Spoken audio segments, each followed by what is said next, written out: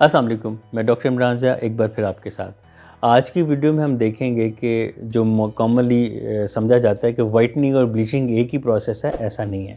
Whitening अलहदा चीज़ है, bleaching अलहदा चीज़ है।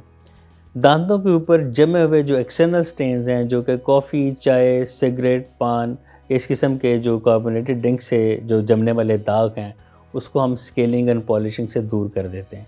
इस अमल को वाइटनिंग कहते हैं कि दांत की जो अपना कुदरती रंग है उसको वापस लेना। ब्लीचिंग ऐसा प्रोसेस है जिसमें कि हम दांतों के जो पक्का शेड है उसका, पीला या ब्राउन या जो भी है उसको हम वाइट करने के लिए जो प्रोसेस करते हैं उसको ब्लीचिंग कहते हैं। ब्लीचिंग दो तरह की होती है, एक होती है इन होम ब्लीचिंग, एक होती है इन ऑफिस ब्लीचिंग।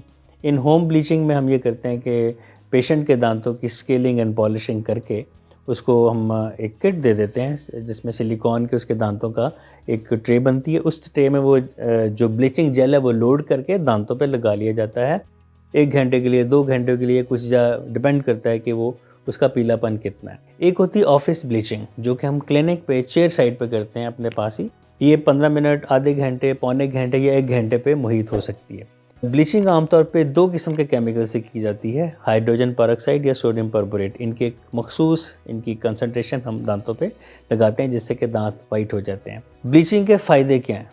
फ़ायदे ये हैं कि पेशेंट का कॉन्फिडेंस बहाल हो जाता है, वो एक अच्छी स्माइल के साथ दोस्तों में या अपने ऑफिस में या अपने साथियों में बैठ सकते हैं। इसके अलावा जब दांत वाइट हो जाते हैं ना, जब उनकी ब्लीचिंग के बाद उनका एक नया कलर आता है तो शौक में पेशेंट ब्रश करता रहता है। उस ब्रश करने में उनका दांत साफ़ रहते हैं, बैक्टीरियल प्लैक वहाँ इकट्ठी नहीं होती जो कि और बहुत सी बीमारियों का बायस बन सकती है। तो ब्लीचिंग के बाद दांतों की सफाई मज़ीद आसान हो जाती है। अब आते हैं कि नुकसानात की तरफ। आम तौर पे इसके कोई नुकसान नहीं है। बहुत कम पेशेंट्स ऐसे हैं, बहुत कम परसेंटेज पेशेंट्स की ऐसी है जिसमें कि उनको ब्लीचिंग के बाद ठंडा गर्म लगता हो। ब्लीचिंग करने के बाद हम जो पेशेंट को उसकी मेंटेनेंस के लिए टूथपेस्ट लिख के देते हैं, उसके साथ हम उनको एक डीसेंसिटाइजिंग, ठंडे गर्म के अगेंस्ट, सेंसिटिविटी के अगेंस्ट हम टूथपेस्ट और माउथ वॉशेस भी हम रिकमेंड कर देते हैं ताकि उनको टीथ ब्लीचिंग के बाद मुमकिन सेंसिटिविटी से उसको बचाया जा सके। अगर आप ये समझते हैं कि आपको मेरी वीडियो से फ़ायदा हो रहा है तो मेरे चैनल पे जाइए, मेरी इन्फॉर्मेटिव वीडियोस को देखिए, उन्हें लाइक कीजिए, कमेंट कीजिए और मेरे चैनल को सब्सक्राइब कीजिए। आज के लिए इतना ही काफ़ी है। अपना बहुत ख्याल रखिएगा। शुक्रिया।